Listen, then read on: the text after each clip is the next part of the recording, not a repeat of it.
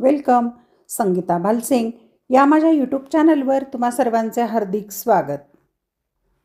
वाणिज्य संघटन व व्यवस्थापन इयत्ता 12वी वाणिज्य शाखेचा हा विषय आपण अभ्यासाला घेतलेला आहे. प्रकरण क्रमांक 5 व्यवसायातील उभरत्या पद्धती या प्रकरणावरील आपण स्वाध्याय सोडवणार आहोत. पाठ्यपुस्तकामध्ये प्रकरण संपल्यानंतर जे प्रश्न दिलेले आहेत त्या प्रश्नांची उत्तरं कशी लिहायची ते आपण आता पाहूया. या प्रकरणावर एकूण 8 प्रश्न आहेत. 8 प्रश्नांची उत्तरे एका भागामध्ये किंवा एका व्हिडिओमध्ये घेणं शक्य नसल्यामुळे मी त्याचे 4 भाग केलेत आणि प्रत्येक भागामध्ये 2-2 प्रश्न सोडवलेले आहेत. पहिल्या भागामध्ये पहिला आणि दुसरा प्रश्न सोडवला. तो व्हिडिओ पाहायचा असेल तर या चॅनलची प्लेलिस्ट एकदा पाहून घ्या. तिथे व्हिडिओ तुम्हाला तो पाहायला मिळेल. आज आपण भाग क्रमांक 2मध्ये तिसरा आणि चौथा प्रश्न सोडवणार आहोत. प्रश्न क्रमांक 3 खालील घटना किंवा परिस्थितीचा अभ्यास करून आपले मत लिहा. 1. अभय www.flipkart या वेबसाईटवरून काही भेटवस्तू ऑनलाईन खरेदी करतो. त्याचवेळी शीतल eBay या वेबसाईटवरून भेटवस्तू खरेदी करते. तर हा व्यवहार ओळखा. त्यावर 3 प्रश्न आहेत. अ ब क ते प्रश्न पाहूया. अ C2C शी संबंधित वेबसाईट कोणती? ब B2C शी संबंधित वेबसाईट कोणती?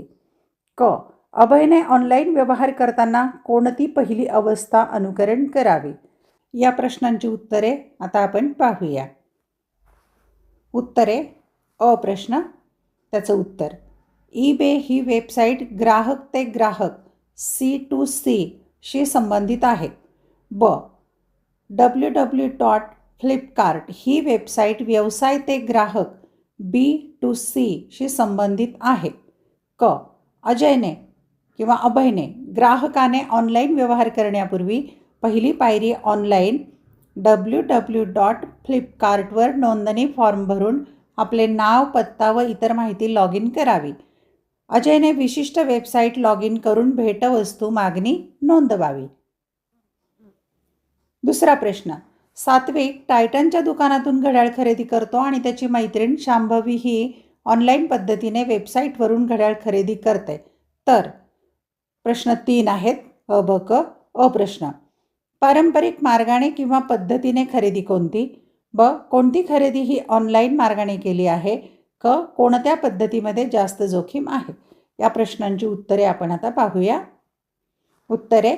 अ सात्विकने टायटनच्या दुकानातून घड्याळ खरेदी करणे ही खरेदीची पारंपरिक पद्धत आहे. ब शांभवीने ऑनलाईन पद्धतीने घड्याळ खरेदी करणे हे ऑनलाईन खरेदीचे उदाहरण आहे. क शांभवीने ई-व्यवसाय या मार्गाचा उपयोग घड्याळ खरेदीसाठी केला.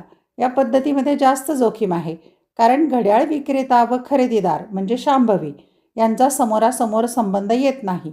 घड्याळाची प्रत्यक्ष हाताळणी होत नाही. तिसरा प्रश्न. श्री वेद यांनी धनादेशाद्वारे पैसे दिले आणि त्याचवेळी श्री श्लोक यांनी फंड ट्रान्सफर निधी वर्गद्वारे पैसे दिले. तर अ कोणाचे पैसे जलद पद्धतीने दिले जातात? ब कोणाची पैसे देण्याची पद्धती ही पारंपरिक मार्गाने केली आहे? क कोणाची पैसे देण्याची पद्धती ही ई-व्यवसायाशी संबंधित आहे? या प्रश्नांची उत्तरे पाहूया. अ श्री श्लोक यांनी फंड ट्रान्सफर या ऑनलाईन सेवेचा वापर केल्यामुळे त्यांचे पैसे जलद पद्धतीने दिले जातील. ब श्री वेद यांनी पैसे देण्यासाठी धनादेशाचा वापर केला असून ही पैसे देण्याची पारंपरिक पद्धत आहे. क श्री श्लोक यांनी पैसे देण्यासाठी फंड ट्रान्सफरचा उपयोग केला असून ही पद्धत ई-व्यवसायाशी संबंधित आहे. प्रश्न क्रमांक 4 फरक स्पष्ट करा. 1. परंपरागत व्यवसाय व ई-व्यवसाय. 2. ई-व्यवसाय व ई-वाणिज्य. 3. BPO व KPO. याचा फरक आपण 2 भागामध्ये स्पष्ट करूया. फरक पहिला आहे परंपरागत व्यवसाय आणि ई-व्यवसाय. एका भागामध्ये परंपरागत व्यवसाय घ्यायचं, दुसऱ्या भागामध्ये ई-व्यवसाय आणि प्रत्येक फरकाचा मुद्दा स्वतंत्र लिहायचा. फरकाचा पहिला मुद्दा आहे अर्थ. जो व्यवसाय जुन्या परंपरागत पद्धतीने व्यवस्थापित केला जातो व चालवला जातो त्यास परंपरागत व्यवसाय म्हणतात. जो व्यवसाय माहिती व तंत्रज्ञानाचा उपयोग करून व्यवस्थापित केला जातो व चालवला जातो आणि ज्याचा मुख्य आधार इंटरनेट असतो त्यास ई व्यवसाय म्हणतात. फरकाचा दुसरा मुद्दा आहे स्थापना. परंपरागत व्यवसाय स्थापन करणे तुलनात्मक, वेळखाऊ आणि गुंतागुंतीची प्रक्रिया असते. ई व्यवसाय स्थापन करणे, चालवणे तुलनात्मकदृष्ट्या कमी वेळेत व सोपे असते. फरकाचा तिसरा मुद्दा आहे स्थापना खर्च. परंपरागत व्यवसाय स्थापन करण्यासाठी भौतिक सुविधांची आवश्यकता असते, त्यामुळे खूप भांडवल लागते. ई व्यवसाय स्थापन करणे, व्यवस्थापन करणे यासाठी तुलनेने खूप कमी भांडवल लागते. फरकाचा चौथा मुद्दा जोखीम. वैयक्तिक संपर्क येत असल्यामुळे खरेदीदार व विक्रेता यांच्यात प्रत्यक्ष संवाद होऊन व्यवहारातील धोका कमी होतो. ई व्यवसायामध्ये खरेदीदार व विक्रेता यांच्यात प्रत्यक्ष संपर्क नसल्यामुळे धोका अधिक असतो. फरकाचा पाचवा मुद्दा व्यवसायाची व्याप्ती. परंपरागत व्यवसाय विशिष्ट जागी व प्रदेशामध्ये होत असल्याने व्याप्ती खूप मर्यादित असते. ई व्यवसायामध्ये संपूर्ण विश्व किंवा जग ही बाजारपेठ बनते व त्यामुळे अमर्यादित व्याप्ती असते. फरकाचा सहावा मुद्दा भौतिक तपासणी आणि वस्तू देणे. परंपरागत व्यवसायात खरेदीपूर्वी वस्तूची भौतिक तपासणी करणे शक्य असते, त्वरित वस्तू प्रदान केली जाते. ई व्यवसायामध्ये खरेदीपूर्वी वस्तूची भौतिक तपासणी करणे शक्य नसते, वस्तू पोहोचण्यास वेळ लागतो. फरक स्पष्ट करा. क्रमांक 2 ई व्यवसाय आणि ई वाणिज्य. एका भागात ई व्यवसाय, दुसऱ्या भागात ई वाणिज्य. फरकाचा पहिला मुद्दा आहे अर्थ. ई व्यवसाय म्हणजे माहिती व तंत्रज्ञानाचा उपयोग करून व्यवसायासंबंधित सर्व खरेदी विक्री इंटरनेटच्या मदतीने केला जाणारा व्यवसाय होय. ई व्यवसाय अंतर्गत असणारी व्यापारविषयक बाजू म्हणजे ई वाणिज्य होय. यामध्ये खरेदीदार व विक्रेता इंटरनेटच्या मदतीने जोडले जातात. फरकाचा दुसरा मुद्दा हे काय आहे? ई व्यवसाय व्यापक कार्य आहे. ई व्यवसाय हा ई वाणिज्याचा मोठा संच आहे. ई वाणिज्य हा ई व्यवसायाचा उपसंच आहे. फरकाचा तिसरा मुद्दा वैशिष्ट्ये. ई व्यवसाय प्रक्रियेमध्ये वस्तू व सेवांच्या विक्री आधीच्या आणि विक्रीनंतरच्या क्रियांचा समावेश होतो. ई वाणिज्यामध्ये फक्त वस्तू व सेवांची खरेदी विक्री प्रक्रिया समाविष्ट असते. फरकाचा चौथा मुद्दा संकल्पना. ई व्यवसायाला खूप व्यापक स्वरूप किंवा व्याप्ती असते, कारण यात बाजारपेठ सर्वेक्षण, पुरवठा साखळी, माल पोहोचवण्याचे व्यवस्थापन, माहिती कमी वापरणे इत्यादी समाविष्ट आहे. ई वाणिज्य ही ई व्यवसायापेक्षा संकुचित संकल्पना आहे. यात फक्त वस्तू व सेवांच्या खरेदी विक्रीचे कार्य समाविष्ट असते. फरकाचा पाचवा मुद्दा आहे व्यवहार. ई व्यवसाय प्रक्रिया ही व्यवसाय ते व्यवसाय B2B व्यवहारांसाठी अधिक वापरली जाते.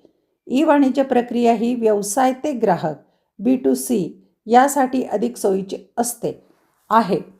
6. कोणते नेटवर्क वापरले जाते? फरकाचा सहावा मुद्दा. ई व्यवसायाची व्यापकता लक्षात घेता यामध्ये इंटरनेट, इंट्रानेट आणि एक्स्ट्रानेटचा वापर होऊ शकतो. ई वाणिज्यमध्ये इंटरनेटचा वापर अनिवार्य असतो. फरक स्पष्ट करा. क्रमांक 3 BPO आणि KPO. एका भागात BPO, दुसऱ्या भागामध्ये KPO. फरकाचा पहिला मुद्दा आहे अर्थ. BPO म्हणजे व्यवसाय संघटनेची कार्यक्षमता वाढवण्यासाठी व खर्च कमी करण्यासाठी व्यवसायातील कमी महत्त्वाची संरक्षण किंवा स्वच्छता इत्यादी कामे बाह्य संस्थेकडून करवून घेणे. KPO म्हणजे ज्यामध्ये उच्चतम ज्ञान व तज्ज्ञ माहिती यांचा व्यावसायिक समस्या सोडवण्यासाठी आउटसोर्स किंवा त्रयस्थ सेवा घेणे होय. फरकाचा दुसरा मुद्दा गुंतागुंतीची पायरी. BPO ही KPOच्या तुलनेने कमी गुंतागुंतीची कार्यप्रक्रिया आहे. KPO ही BPOच्या तुलनेने अधिक क्लिष्ट व गुंतागुंतीची कार्यप्रक्रिया आहे. फरकाचा तिसरा मुद्दा आवश्यकता. BPOला व्यावसायिक कार्यासाठी फक्त प्रक्रिया कौशल्य आवश्यक असते. KPOला व्यावसायिक कार्यासाठी ज्ञान, कौशल्य, अनुभव यांची विशिष्ट क्षेत्रात आवश्यकता असते. फरकाचा चौथा मुद्दा कर्मचाऱ्यांना आवश्यक असलेली प्रतिभा. BPO कर्मचाऱ्यांकडे उत्तम संवाद कौशल्य असणे आवश्यक असते. KPOसाठी व्यावसायिक श्रेष्ठ गुणवत्ता, कौशल्य, व्यावसायिक स्वरूपाचा अनुभव आवश्यक असतो. फरकाचा पाचवा मुद्दा लक्ष केंद्रित करणे. BPOचे कार्य व्यवसायातील निम्नस्तरीय प्रक्रियेशी निगडित असते. उदाहरणार्थ स्वच्छता, सुरक्षा, निर्जंतुकीकरण इत्यादी. KPOचे कार्य व्यवसायातील जटिल समस्यांशी म्हणजे उच्चस्तरीय प्रक्रियेशी निगडित असते. अशा प्रकारे आपण तिसरा आणि चौथा प्रश्न सोडवला. पुढील व्हिडिओमध्ये किंवा पुढील भागामध्ये आपण 5वा आणि 6वा प्रश्न सोडवणार आहोत. त्यासाठी चॅनल सबस्क्राईब करा, ऑल हा पर्याय सिलेक्ट करा, बेल आयकॉन दाबा, म्हणजे मी व्हिडिओ पोस्ट केला की त्याचं नोटिफिकेशन तुम्हाला मिळेल. धन्यवाद. व्हिडिओ आवडल्यास लाईक, कमेंट, शेअर जरूर करा. अभ्यासासाठी आणि परीक्षेसाठी खूप खूप शुभेच्छा.